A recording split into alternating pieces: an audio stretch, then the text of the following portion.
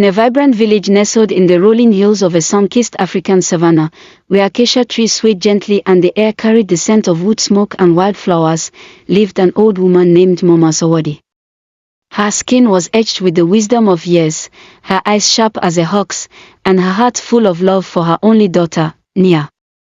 Nia was a young woman of striking beauty, with a smile like the dawn and a spirit as free as the wind. But Nia had a secret that weighed heavily on her. She was born with a limp, one leg shorter than the other, which made her walk with a gentle sway. In their village, where strength and symmetry were often prized, Nia's condition drew whispers and pitying glances, and suitors stayed away, fearing her difference. Mama Zawadi, however, saw no flaw in her daughter. To her, Nia was a treasure, kind-hearted and clever, with a voice that could soothe the wildest heart and hands that wove baskets so fine they were traded across 3 villages.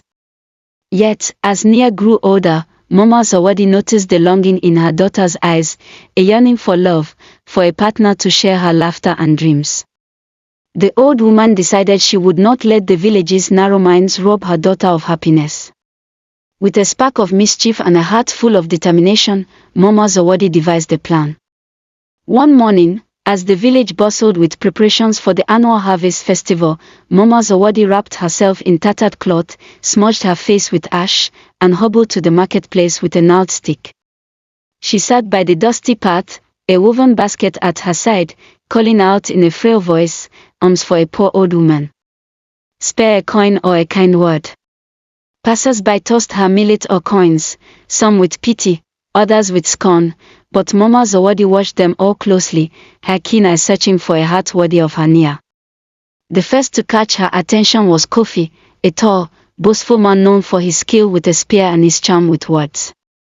He strode through the market, his chest puffed out, a string of beads glinting around his neck. When he passed Mama Zawadi, he tossed a single coin into her basket without a glance. "Move along, old one," he said, his voice dripping with disdain. "The market is no place for beggars." Mama Zawadi's lips tightened. A man who judged by appearances alone would never see Nia's worth. Next came Jabari, a wealthy trader whose laughter filled the air like a drumbeat. He stopped before Mama Zawadi, his eyes twinkling, and dropped a handful of coins into her basket. "For your troubles, grandmother," he said kindly, but as he walked away, Mama Zawadi overheard him boast to his friends, "See how generous I am. Even to a beggar." She shook her head. Jabari's kindness was for show, not from the heart. Nia deserved someone whose goodness ran deeper than a performance. As the sun climbed higher, Mama Zawadi's basket grew heavy with small offerings, but her hope waned.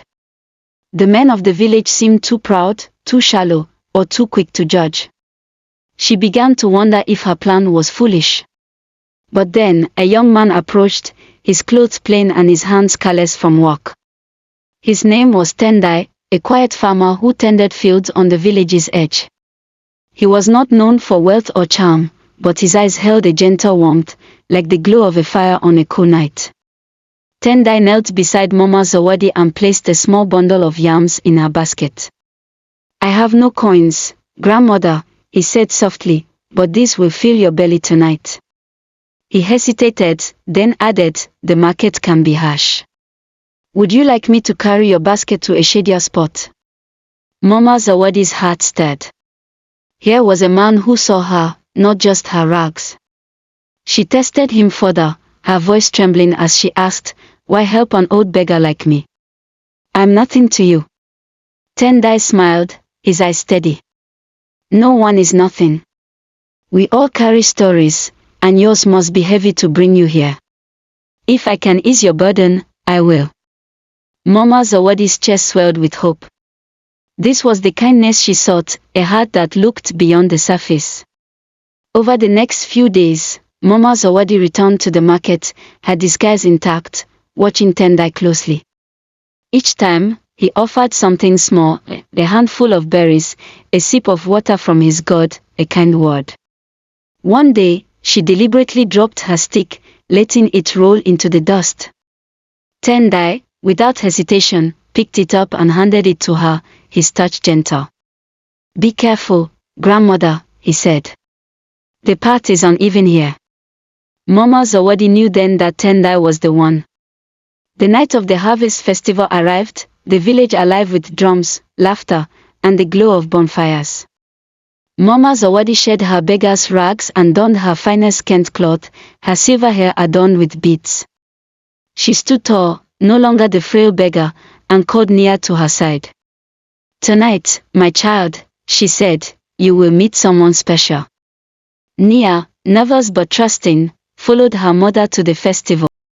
Mama Zawadi had arranged for Tendai to be there, telling him only that a young woman wished to meet him.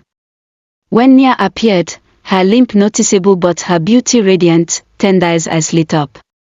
They spoke under the stars, Nia's laughter mingling with Tendai's quiet stories of his fields and dreams. Mama Zawadi watched from a distance, her heart full. Tendai did not flinch at Nia's limp, he saw her spirit, her strength, her light. As weeks turned to months, Tendai and Nia grew closer. He admired her woven baskets, shared her love of stories, and never once made her feel less than whole. The village, at first surprised, soon saw what Mama Zawadi had always known: Nia was a gift, and Tendai was her match. One evening, as the sun dipped low, Mama Zawadi sat with Nia and Tendai by their hearth. Nia, her eyes shining, said, "Mother, how did you know Tendai was the one?" Mama Zawadi chuckled, her voice rich with mischief. "Let's just say an old beggar saw his heart before he ever saw yours." Tendai laughed, puzzled, but Nia squeezed her mother's hand, understanding dawning. In that moment, under the vast African sky, love had triumphed, guided by a mother's clever disguise and a heart that saw true.